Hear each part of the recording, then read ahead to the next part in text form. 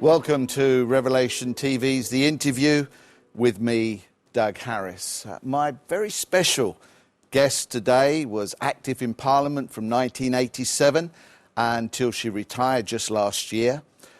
During that time, she held posts such as the Shadow Home Secretary and the Minister of State for Religion for prisons even, in John Major's government. She writes a regular newspaper column. She's an author. She's a television presenter. Ann Widdecombe, welcome. Thank you very much for joining us. Great to be here.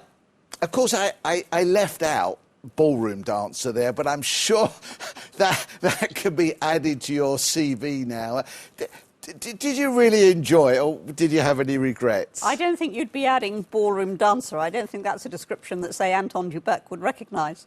Of course I enjoyed it. I had a whale of a time. I always thought it would be fun. I didn't expect it to be as much fun as it was. And it was an interesting decision to take because I had turned down Strictly every year from 2004 onwards. And then two things happened. The first was that I saw John Sargent doing it. And I thought, oh, yeah, you really can do this if you're a bit of an elephant. But the second and far more decisive factor was that I retired. So I no longer owed anybody a duty of time or dignity. And I said, yeah, I'll try it. And certainly no regrets. Right. Were you surprised at your popularity? Yes, I was. I didn't expect it to take off quite that way. I don't know what I expected, really, from Strictly.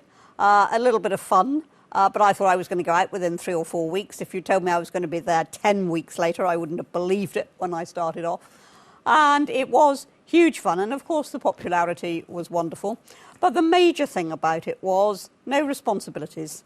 For 23 years, every single thing I've done, whether it was the way I handled a piece of casework, the way I voted in the House of Commons, the decisions I took as a minister, the policies I devised in shadow cabinet, all those had the potential to affect people for good or ill. Couldn't do anything on Strictly that affected anybody other than Anton Shins.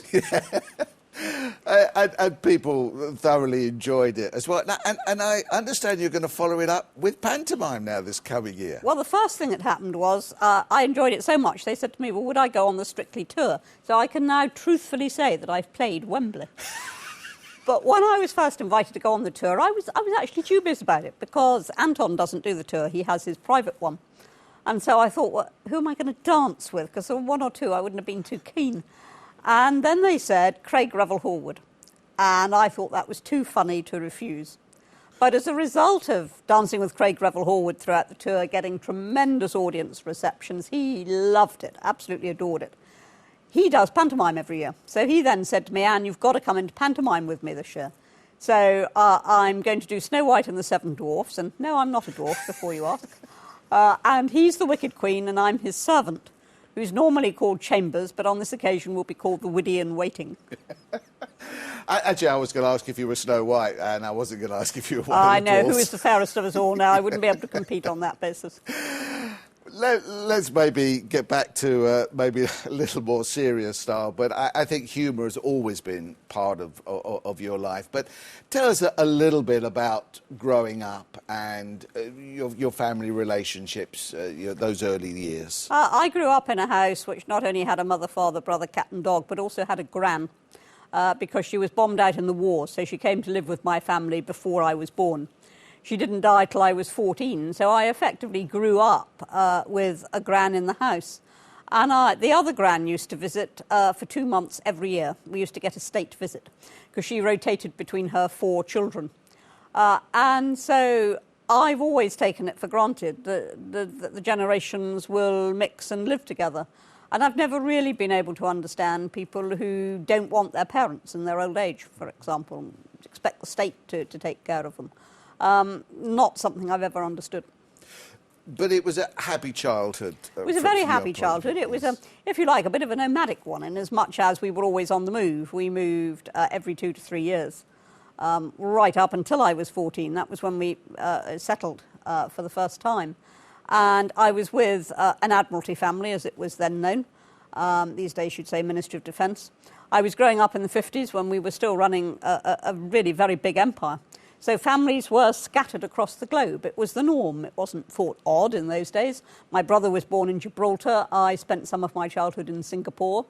And even in this country, my father was posted to Portsmouth, to Bath, to Whitehall. So we moved around in this country as well. So it was a childhood in which I was always going to new schools, meeting new friends, having new experiences, settling into new houses. I loved it so much that when we finally did settle, I was actually quite resentful, and I kept saying, well, when are we going to move? And my mother said, never again, never again. I mean, with your father so much in the civil service, Admiralty then, Ministry of Defence as we would know it now, do you think it was inevitable that you would get into politics, or when did that begin to seem to be where you were going? I don't think it was inevitable. I mean, certainly if you're the daughter of a civil servant, then politics are going to play a part in the conversation at home, because particularly when their senior civil servants are dealing with ministers all the time, and it's bound to come up. But I first became interested in politics in a very ignorant way when I was about 13 or 14, because growing up, when I was growing up, which is in the post-war years, Britain was still dominated by the war. I mean, it's very hard to explain to people now, but all the children's comics, all the novels, the television plays, the films, they were all based on the war. And, of course, the towering figure in the war was Winston Churchill. And I think at that age, I genuinely believed that all politicians were like Winston Churchill. Now I say I wish. But by the time I was 20, I had a much more realistic appreciation of what politics was about. I went in to fight socialism, and if you say that to an 18-year-old today, they sort of look at you as if you're speaking Greek or Chinese, or what's she talking about? But of course, it wasn't New Labour in those days. It was real red-blooded socialism. It was a form of neo-communism. And everybody knew which side they were on. And I was very certainly on the side that was against that particular form of social organisation. You started politics really as a councillor in Runnymede, not too far from That's here. Right. Looking back to what life in politics was like then, and sort of comparing with as it got up to last year when you retired, what were the differences that had developed over that period of time? Huge. I actually said in my valedictory address that I had never dreamed the day would come when I would say, I am glad to be leaving this place. But, as I pointed out to the House, I was glad to be leaving that place. And certainly by the time last year arrived, if I hadn't already announced my retirement 3 years earlier, I would have been announcing it then. I wouldn't have gone back. Wild horses wouldn't have dragged me back into Parliament. When I first went there, Parliament was very well respected. We had a very high quality of MP. I mean, in my own intake, there was a brain surgeon on the Labour side, a consultant gynaecologist on our side. You looked around the House, you still in those days had people with huge war records. You had big lawyers, not just qualified lawyers, you had big lawyers. You had people like Heseltine, who'd made a fortune out of business. And you had people who had really done things with their lives. And we took their presence in Parliament for granted. You look around Parliament today, and that sort of quality is very hard to spot. It's there, but in much reduced numbers. And that's one difference. The second difference is in the way that the public perceive us and the way the press treat us. And sadly, I know people who got in last time who are saying they're not coming back. This isn't what they expected. When I went in, it was different. There was a real job to be done. The Thatcher years turned the country around. There was a real serious job to be done. Now, that sense of mission is quite hard to discern. So do you think people are doing it more just as a job, just as something to do, than almost a vocation that they, like you went in with a determination to achieve something? I don't think people are doing it as a job, but I think people wrongly assume that if you go into Parliament, you're going to run the country. And of course, you're not going to do any such thing. And they find that very hard to get to grips with. And the rise of the career politician, we've always had career politicians, we've always needed career politicians. But you don't want a parliament full of them. And there's now a very considerable rise in the number of people who went to university, went straight into their party headquarters research division, stayed in research for a few years, then became special advisors to ministers, then went off and got their seats. Well, what do they know about the outside world? And it is very important that people who are in Parliament have some sort of track record in the outside world.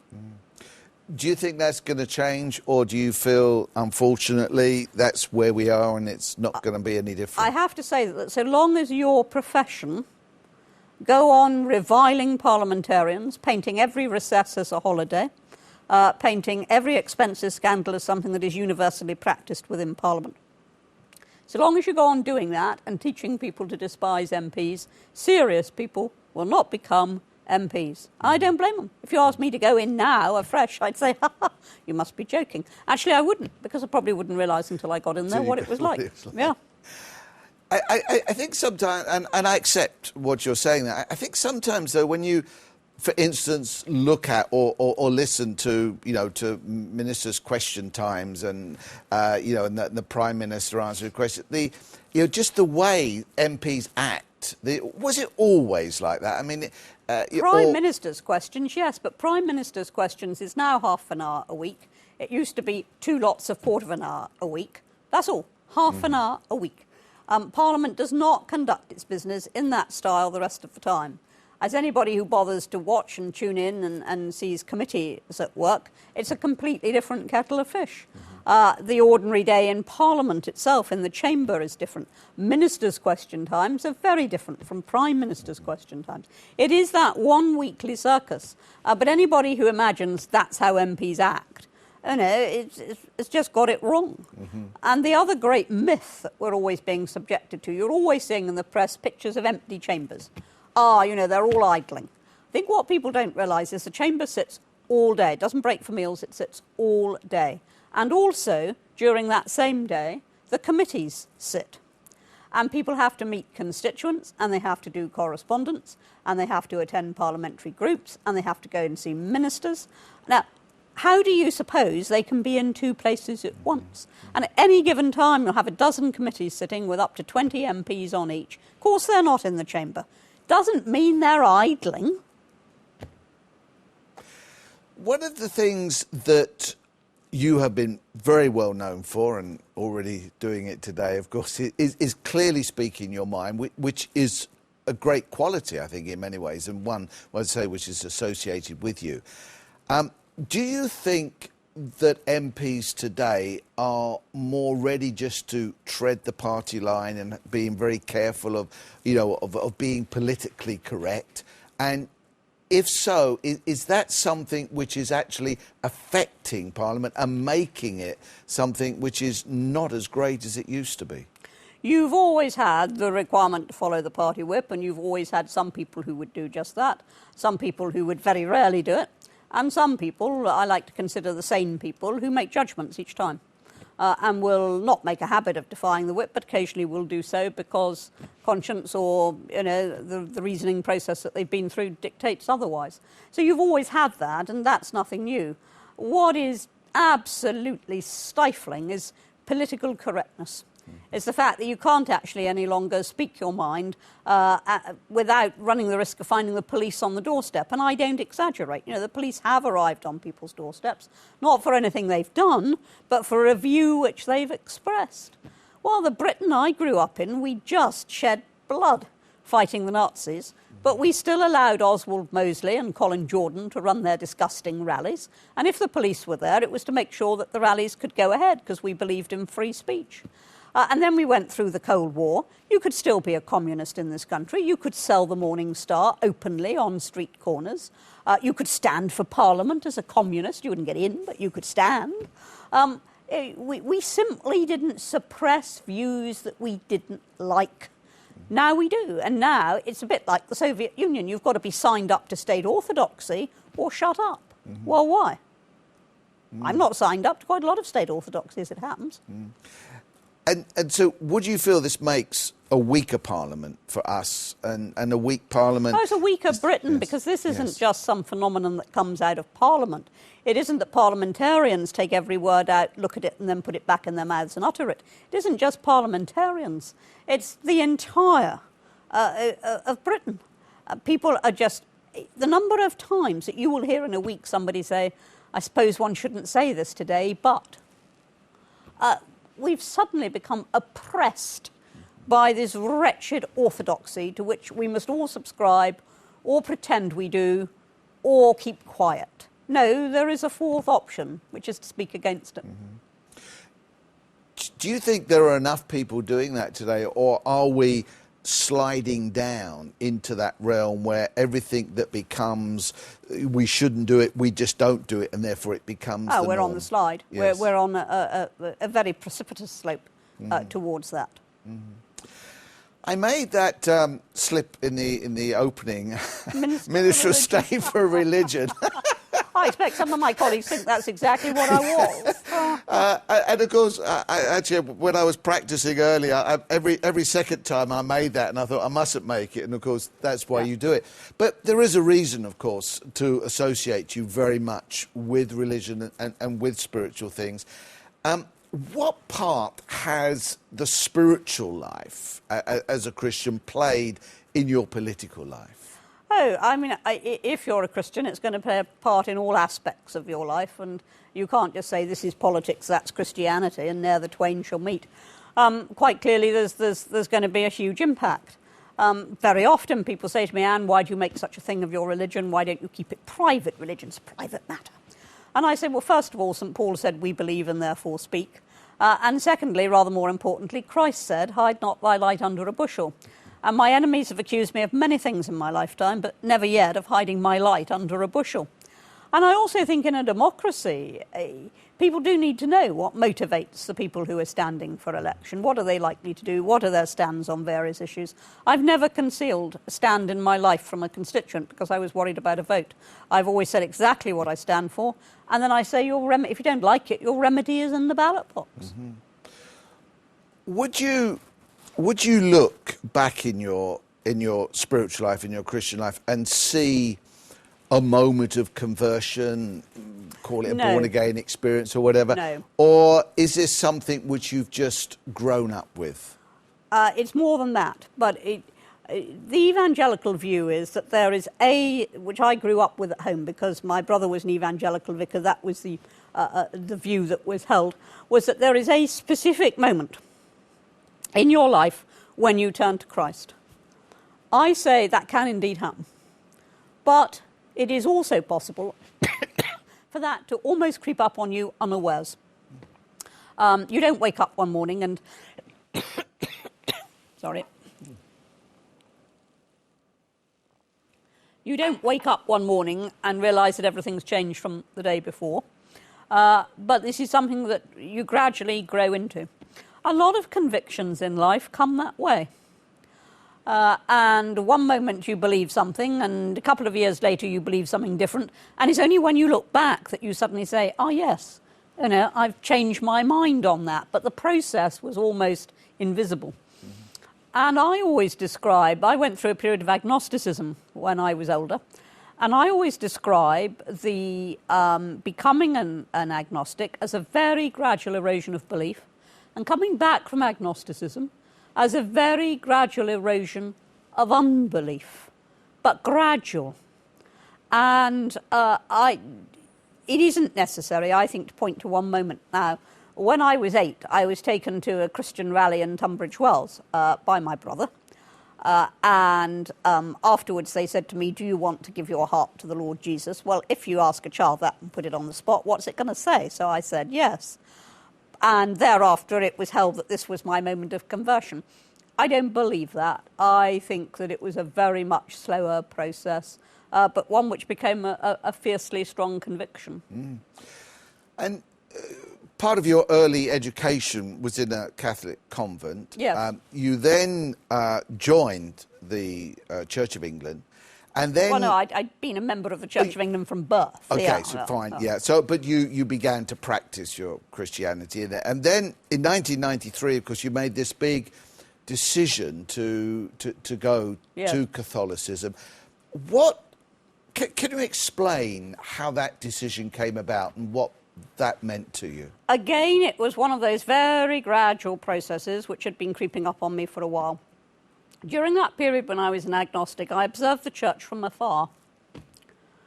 And I noticed that whereas the Anglican Church blew about with every little gust of wind, the Roman Church actually took the opposite line, and it was summed up in the encyclical, which was not then out, which came out a few months after I was converted, which says that it's called Veritatis Splendor, the shining of truth.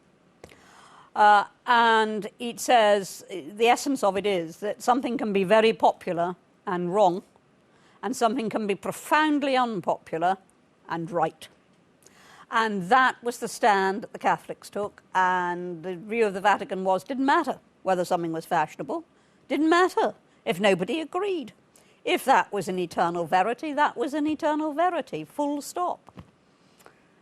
When I came back from agnosticism, I came back to the Anglican Church because my roots were hugely deep in it. My uncle was a vicar, my brother was a vicar, my grandfather was a lay reader. Since then, my little nephew's become a vicar. Sometimes I think the Widdecombe's exist to keep the Church of England in vicars. So I had a hugely deep Anglican roots, but gradually I faced what I'd seen. And there were lots of straws. I was carrying a huge bundle of straw, but the final one was when the Church of England decided to ordain women. And the nature of the debate that took place in Synod was not, is this theologically possible? But it was led by the Archbishop himself. If we don't do this, we won't be acceptable to the modern world. And my view was, no, hang on. The Church leads, it doesn't follow. And that was it. That was the final straw which sent me across the Tiber. It's very interesting because what you were describing there is very much, of course, your personality all the way through. It didn't matter whether it was popular, it's a question of whether it was right or not. Then you've mentioned the ordination of women, which you say was not looked upon in any theological way. Were there any theological reasons with those straws? Did you feel that some of the things you've been taught weren't true, and or was it just take as you've just said, the ordination of women. Now, I wanted to see a theological debate. That's what I wanted the Synod to do. And I wanted the answer as to why Christ didn't appoint a single woman apostle, and yet priests are part of the apostolic succession. I wanted an answer to how a woman can stand in persona Christi at the point of consecration. I wanted all those answers. And they didn't come because all we were talking about was what the modern world would expect. So certainly I've always looked at things theologically, but yes, you're quite right. I used to regard, for example, I was brought up to regard confessing sins to a priest as somehow diminishing Christ's role. Then, of course, you look at Holy Writ and you say, and whosoever sins thou shalt forgive shall be forgiven. And you think, hang on, Christ is actually giving an authority here. How have I missed that all these years? And when I started to approach Scripture with an open mind, I found much there that I thought, yeah, that's Catholicism. Thou art Peter, and upon this rock I shall build my church, and the gates of hell shall not prevail against it. But then, crucially, whatsoever thou shalt bind on earth shalt be bound in heaven. It's the infallibility argument. And so, looking at that, you look towards Rome. Did you ever consider any of the non-conformists, any of the free churches, or no? I wanted an apostolic church. Right. I did look very, very briefly at the Orthodox, but it was only a brief look. I wanted an apostolic church. I did for a while consider simply being not in communion with the Church of England, but going to the more traditional Anglican churches, what you might call the 1662 Anglican churches. And then I thought, no, that's a cop-out. I didn't go to Rome immediately. I think a lot of people think I left the Church of England one day, I became a Roman Catholic the next. In fact, there were 4 months, 5 months in between, because I had to resolve any doctrinal doubts that I had held. Because there is a statement that you make when you're received into the Catholic Church, which you make out loud and individually. I believe all the Church teaches to be revealed truth. Well, if you can't say that, then either you commit a major act of perjury at the point of reception or you don't get received. So it is crucial to resolve any problems which you've got, and that's what that period of what they call catechesis is about. And you had no problems. You felt, even coming obviously with your brother, with the evangelical Anglican church background, you felt there were no problems with Catholic doctrine. You faced them and... In the end, I faced them and resolved them, yeah. In a way, it's a bit of a lazy thing, because I'd always been brought up to believe, this is true, that's false, had tended to accept the teaching that I had at home, but always retained in my mind what I'd heard at school, because in those days, and it sounds incredible now, but in those days there wasn't actually an ecumenical movement. And the two churches regarded each other as having two horns and a tail, quite honestly. And I was taught at home that the Catholics believed this, and I was taught at school that the Anglicans believed that, and it was all rot. They'd all got it wrong. Didn't know what each other believed. And so I did have that huge advantage from an early age of seeing both sides as they truly were, as opposed to what you were being taught by the other side. And it occurred to me in that transition. I thought I'd been lazy all my life. I've elected Anglicanism without ever really challenging it. And the more I challenged myself, the more I came to the conclusion that Catholicism had to be right. You've mentioned Malcolm, your brother, yes. Because I preached at Pip and Jane. I'm sure a lot of our viewers will have known him, and because he died a few months ago. What was his reaction to you going to Rome? Did he support it? He was absolutely in favour. He actually came up and he took part in my ceremony of reception, actually played a part in that ceremony, because he was as fed up with the Church of England as I was, but unlike me, first of all, he had a flock to look after. And secondly, he had nowhere to go, because he did not accept Rome's doctrines, so he had nowhere to go. And so he stayed. But he thoroughly sympathised with the people who were going. And so, just finally, as it were, on the spiritual side of things, your spiritual life, as we've talked about, has meant something to you all through your life. Even now, it's a major part of what you do and how you think and what you are aiming for still. I don't know that I'm aiming for anything very specific at the moment. I'm in one of those glorious phases when you take no heed of tomorrow, for tomorrow takes care of itself, And the great thing about being retired is you're not trying to construct a career, you're not assessing offers in terms of opportunities and all this sort of stuff. And I took Strictly because I thought it would be fun. I took the live tour because I thought it would be fun. I've taken Panto because I thought it would be fun. I've done 2 documentaries. One is a serious one on the state of Christianity today, which will be out in Holy Week on BBC. And the other is a rather whimsical radio documentary on Father Brown, the detective priest, because it is the 100th anniversary of the first Father Brown story in early May. So we've done an analysis of Father Brown. Did Father Brown convert Keith Chesterton? That sort of thing. Gilbert Keith Chesterton. So I'm just looking, and what comes I may take or not take. You're still very much associated in people's minds with the political scene, even though you're not there. And of course, when David Cameron became leader of the Conservative Party, you had some very real problems over that. Have you changed your mind I didn't since? have very real problems. What I said at the time of the leadership election, when we had to make choices and we had to make assessments between the various candidates, was that I thought he was too young and too inexperienced, and I preferred somebody like Ken Clarke, who'd been around the block many, many times, because we were in a pretty parlous state, and we'd been in opposition for rather a long time, and we'd experimented, and we'd got it wrong. And I wanted somebody who'd been there, seen it all, done it, got the T-shirt. That was my view at the time. I don't describe those as serious problems. I was making a judgment between candidates. That was my view. From the moment that David Cameron was elected, I wished him well, because I do always wish, even when it was Michael Howard, the leader of the Conservative Party, well. And I have continued to wish him well. And I think many of the things he's done are right. But I hope he will show courage over the NHS reforms and not back off, because I think if we're going to deliver health properly in this country, they're crucial. Do you think there's been a very real problem with the coalition? I mean, how do you view that? Do you feel it was a compromise? Or? I view the coalition as a very necessary evil. I hate coalitions because they break the relationship between what you vote for and what you get if your party wins. If, for example, you were a Lib Dem who voted that way specifically because they'd promised to do away with tuition fees, well, bad luck. Not only have you still got tuition fees, despite the fact that your lot are sharing power, but they're going up. And if you were a Conservative who voted that way specifically, because we said we wouldn't mess around with the voting system, well, bad luck, we've got a referendum on AV. And it's inescapable.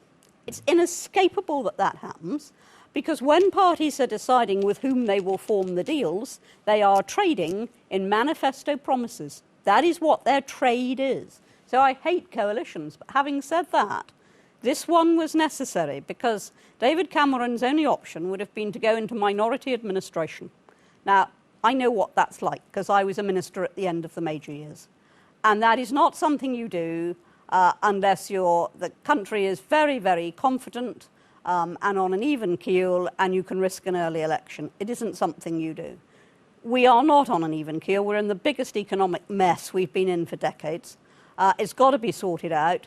Therefore, David Cameron was quite right to elect stable government rather than a minority administration. So he was right. And everybody of responsibility should wish the coalition well for the duration of this parliament. But I don't want to see it continuing beyond. Do you think it will last that long? Yes, I do. You mentioned certain policies. You mentioned the NHS there. Do you think the policies are coming forward that can lead us as a country forward at this time? Do you think they've got the vision and got the ability to bring them in? Well, they've had the guts to make the cuts that they've had to make. And that, I think, is crucial. Everybody pleads a special case. Everybody wants their particular thing to be protected.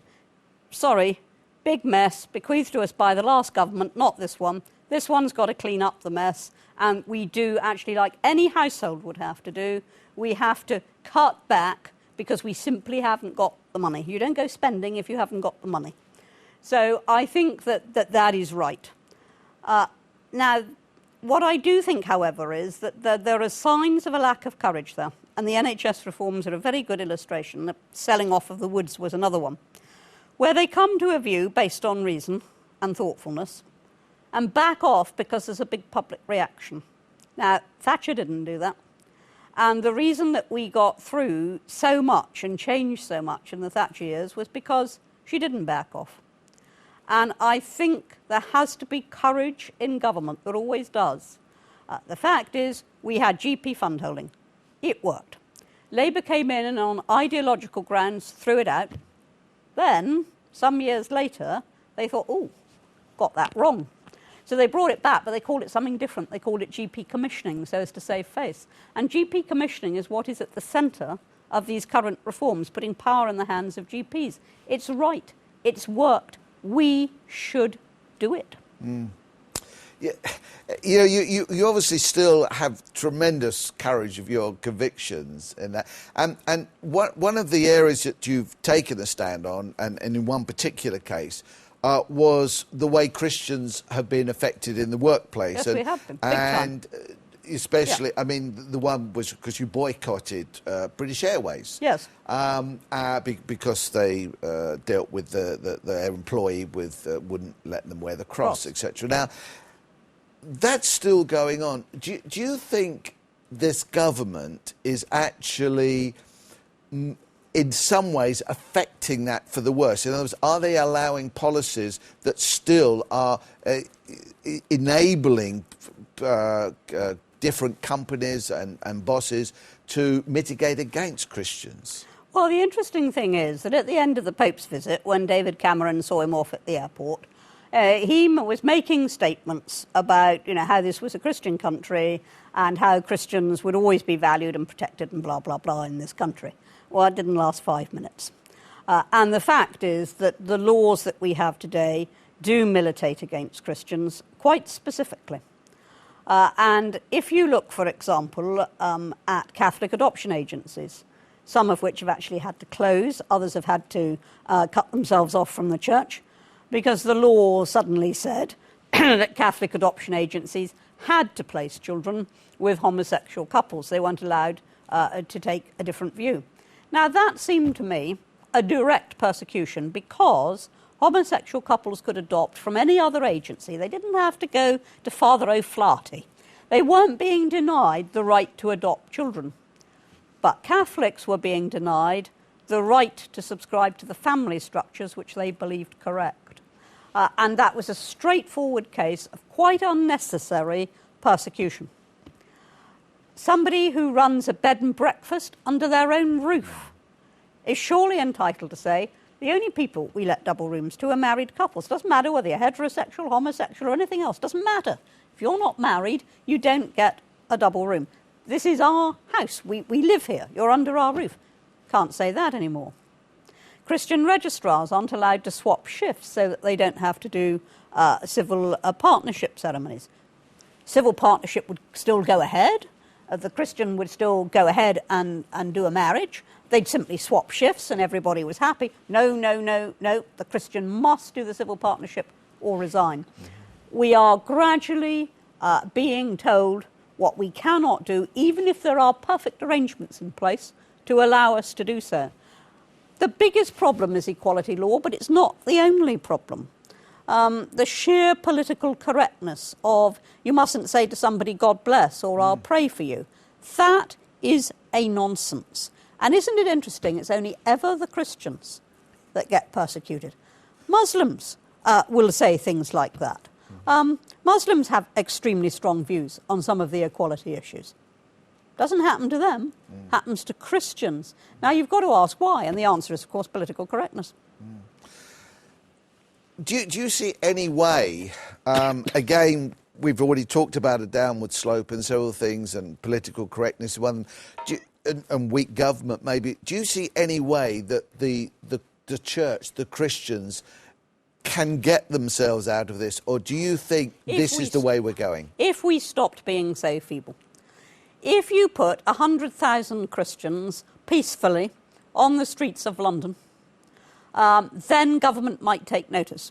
Christians don't do that. You know, we don't demonstrate. We pray nicely. Fine.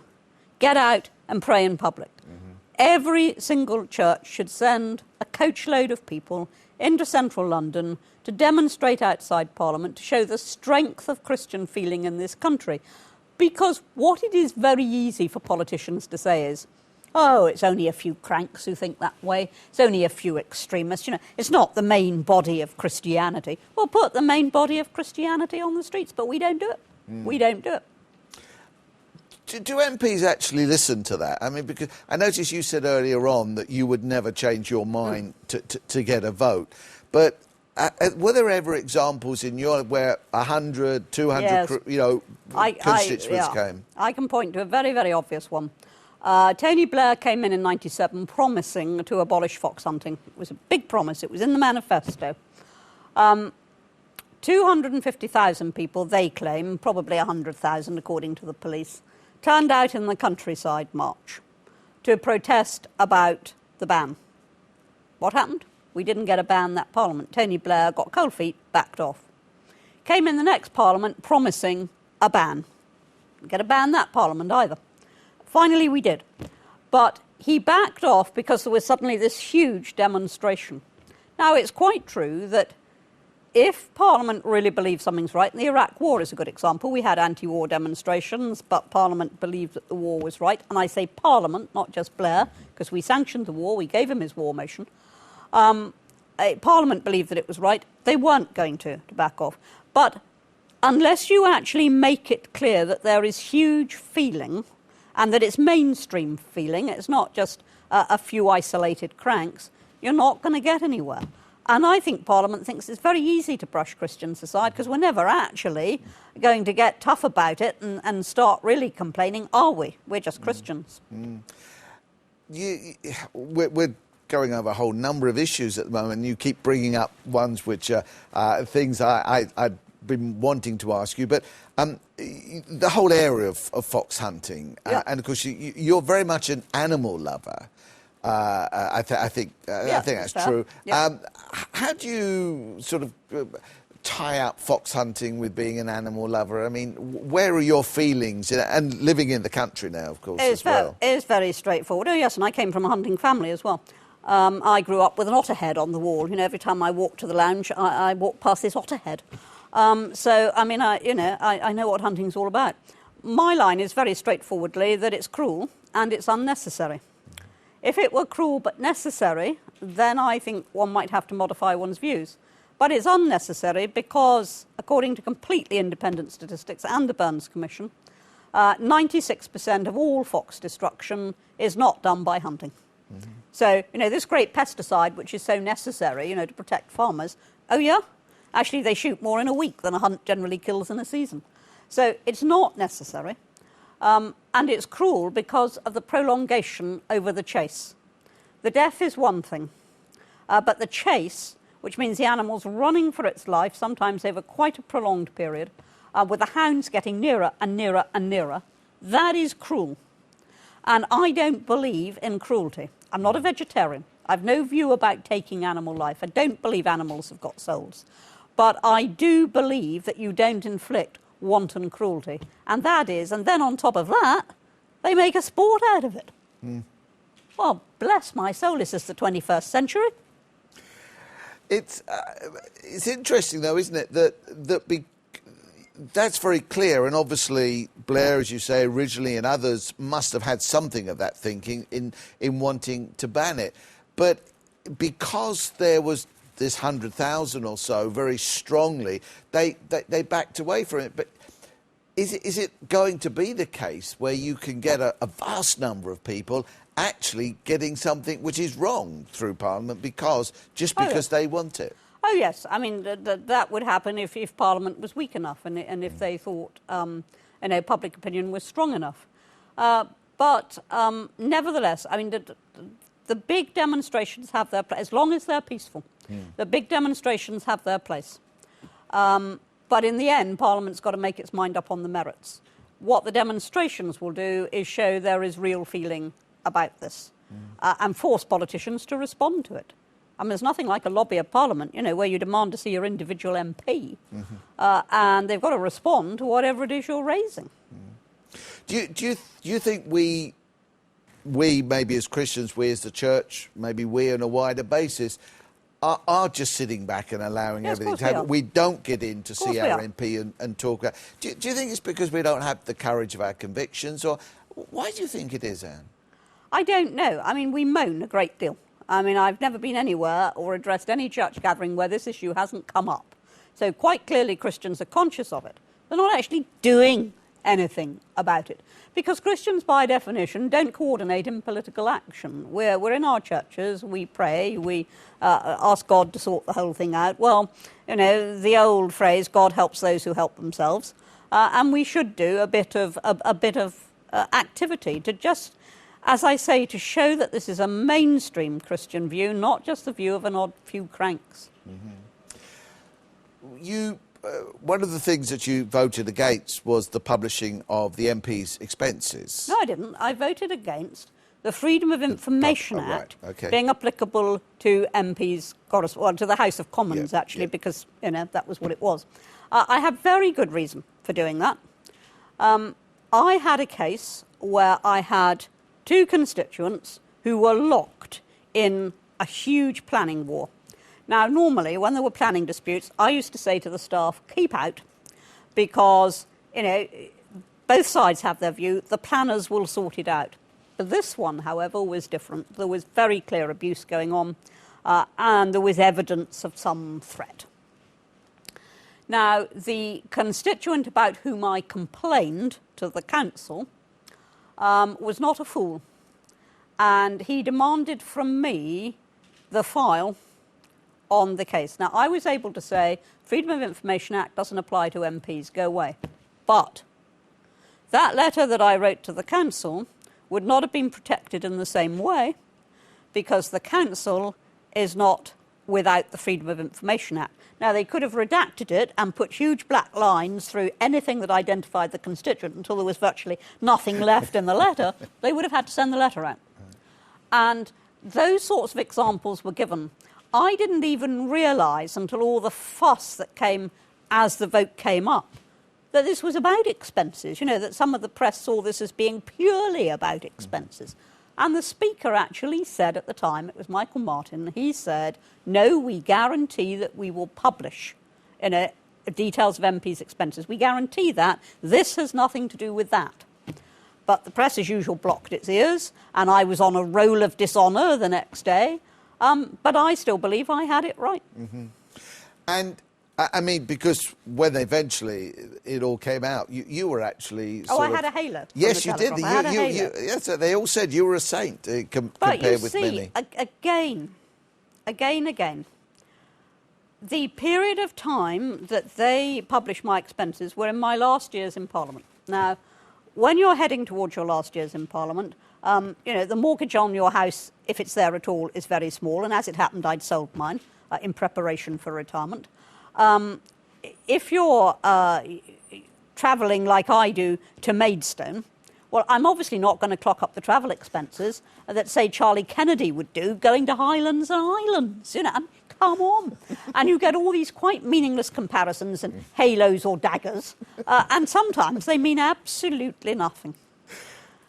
But I guess at the same time, because of your convictions, you were as honest as you could be. Oh, I stuck rigidly, not only to the letter, but to the spirit of the rules. And every single claim I made was within the rules, and I would always remove from a claim anything. I wouldn't just give them the claim and say, you sort it out. I would remove from it anything that I thought shouldn't be claimed. So, yes, I did that. But then so did an awful lot of MPs. Right. So actually did the majority of MPs. Mm. Even after all that scandal had shaken down, the majority of us were untouched. Mm.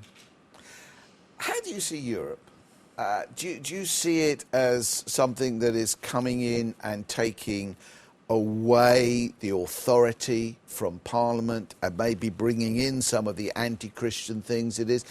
How do you view Europe in today's politics? I don't blame it for the anti-Christian stuff, but I do think that Europe is over-intervening. Now, if you ask me, do I want to come out of Europe? I always say, look, I'm persuadable, but certainly not persuaded, because my first question is, not what are we coming from? I know that. You know, I'd quite like to come from it as well. What are we going to? That's what I want to know. Nobody's telling me. When we were negotiating to go into Europe in the mid-60s, we were in a vastly different position. We still had a bit of an empire. We had a hugely active Commonwealth. We had trade agreements such as EFTA with the Scandinavian countries. Britain was in a major position in the world. I mean, our word carried enormous weight. Contrast all of that with where we are today and tell me, when we've left the trading bloc, when we've come out, what exactly are the agreements that we're going to have which will replace it? How are we going to get the inward investment if we're not part of the bloc? You know, come on, tell me these things, please, because there are two ways of divorcing. One is you say, look, with great regret, I'm leaving, and you plan in advance. The other is you say, I've had enough, and you flounce out. Well, we all know which one works. You plan your life in advance.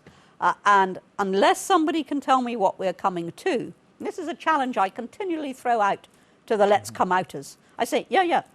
But I don't even want a referendum on it until you tell me what the option is. And I don't want to be told, oh, we can easily manage, because actually we can't. So I want to know. But do you see if Europe continues the way it's going, and as you say, we don't come out, and it continues the way it's going, do you see that the authority of the British Parliament will actually become less and less, and more will be decided in Europe? Well, that is already happening. That is a process which we don't need to discuss in theoretical terms, because it's already with us in practical terms. Indeed, you had a very senior judge saying the other day that European law does override British law. So, you know, we're already there, and I don't like it, and I'd quite like to come out of it, but not until I know what I'm coming to. Yeah. I mean, to try and lead the nation from something without being able to tell the nation where its destination actually lies seems to me the worst sort of leadership. And that's why it's not on offer from any of the major parties, because it would just be irresponsible. Looking back over your career in Parliament, do you have a sort of a high watermark and a low watermark? Something you really, yes, I'm glad I did that, and, well, I wish I hadn't have done that. Oh, I'm glad I've done lots of things in Parliament, both in front bench capacity and in a constituency capacity, and huge number of things that I look back on give me satisfaction. Obviously, the single biggest mess I ever got into was after the drug speech at party conference in 2000. I don't repent the policy at all. And the interesting thing is that by the back door, that policy actually not accompanied by zero tolerance, but the policy of fining people for drugs possession did then actually come in. And a high point, is there any one that you think, really, that was terrific that we were able to do that, or I was involved in that? Well, I think actually one of my best moments came not in any front bench capacity, despite the fact that I was involved in very big decisions like, for example, equalising state pension age between men and women. But it actually came in a constituency capacity when I got one of my constituents out of jail in Morocco, by which I mean I got him released. I didn't spring him from jail in Morocco. But by the time his wife came to see me, he'd been convicted, he'd been sentenced, he'd lost his appeal, and he was facing 9 years in a Moroccan jail for a crime that not even the Moroccans really believed he'd committed. And when his wife came to see me, I thought, yeah, what am I supposed to do about this? I can't intervene in the system of justice in this country, never mind somebody else's. So I went through all the usual diplomatic routes, which got me exactly where I expected to get, which was nowhere. And then as the last throw of a dice that I was convinced was irretrievably loaded against me, I went out to Rabat and saw a host of Moroccan ministers. And to cut a very, very long story short, 18 months into that 9-year sentence, I was able to phone his wife up and say, John's out, he's with the ambassador, he'll be home in 48 hours. And her reaction, when she finally took in what I was saying, told me why it was I'd become a member of Parliament. But probably those times were few and far between for you in many ways. Oh, I think everybody can, or at any rate most MPs in all parties and both sides of the House, can point to such moments when because they were where they were and did what they did. Even if it seemed very cranky to everybody else, and people thought I was mad to be going out to Rabat, what a lot, particularly as I couldn't even claim to travel out. They thought I was absolutely mad. But because they did that, they didn't make a drop of difference to the nation. They didn't make a trickle of difference to the constituency. But they made a tidal wave of difference to an individual family. And that's a very big part of the job. I guess we forget that, Owen, because we look upon MPs as they're leading the country, as you say, and making decisions, which maybe they don't always do, but they're part and parcel of it. But I guess we forget that you are also representing X number of individual constituents that can come and see you on all sorts of things. And they do. And they do. How do you cope with so many problems like that? That side of the job grew enormously while I was there. Older members, when I first got in, so I got in 87, and older members who'd been there pre-war sometimes, but certainly from the 50s, would tell us that they could remember doing their letters in the afternoon in the library by hand. Well, by now, and particularly with the invention of the email, MPs are getting thousands and thousands and thousands of letters, and no way could you sit down by the fire after lunch, and sort of do them by hand, and the library doesn't work like that anymore. And the growth of casework is one of the reasons why MP staff have grown. When I first went there, I had one secretary who shared an office with about 9 secretaries. I shared an office with 3 other MPs. And now, pretty well, every MP has 2 or 3. If they're inner city MPs, maybe more, 2 or 3 members of staff. They will have a constituency office. They will have an office to themselves in the House of Commons. And it is all because of the huge expansion of the constituency workload, which is vast. I mean, no way now could I do it on one secretary. Indeed, in those days, some, particularly the older members, actually shared secretaries. And by the time I left, I had a full-time member of staff in the constituency doing nothing but casework. I had a full-time secretary in the House. I had an overflow secretary who dealt with the overflow from both offices. and an intern full-time. And I couldn't have managed on any less. And despite all of that, we occasionally had to get in a bit of extra help. I mean, I think sometimes the feeling is that MPs don't care as much for their constituencies. Oh, come on. Yes, I was going to ask you, is that a myth? I mean, are the majority really caring for them? As in every profession, you'll get a few idlers. But for the most part, MPs care passionately for justice, for what happens to their constituents. They will take up cases, they will pursue those cases with enormous vigour.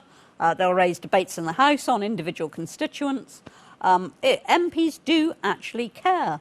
But again, your profession is just trying to give a completely contrary view to the public. And I think the public believe that we're work shy, that we're sleazy, and that actually we don't understand modern life. And that's not true. You're on the record as saying that's not true. I'm on the record as saying that for the overwhelming majority of MPs in all parties and across the House, that is just so much old rubbish. Great. And I have to say, you mentioned our profession on a number of occasions. There's an awful lot of different people within our profession as well. And there are some that really do care too. We've got just a couple of minutes left, Anne. Really appreciated you sharing your life and your thinking, etc., with us today. I've certainly found it very, very fascinating. Sort of a mythical question to end with, but if you'd ever had become Prime Minister... Oh, rather. I wish, yeah. But, yeah, big if. That's why I say it's a mythical question. What would you have done differently? What change would you have really loved to have seen come in the Zero tolerance country? on law and order, a la Giuliani, which I think worked brilliantly in New York and could work if it was done properly here. You couldn't introduce it overnight because we simply haven't got the numbers of police, but you could move towards that. I would have completely rejigged the NHS, not so much structurally, but in terms of breaking down the Berlin Wall between the private sector and the public sector, and expecting people who could to take more responsibility for their own health, encouraging private insurance, simply because the NHS cannot do everything. This is the great myth, that it can somehow do everything on demand. It can't. And therefore, those who can pay for themselves jolly well should try and do that. There's our music, Anne. Thank you so much for coming today. Really enjoyed it. Trust you've enjoyed it as much as I have done. Join us again very soon for another interview. Bye for now.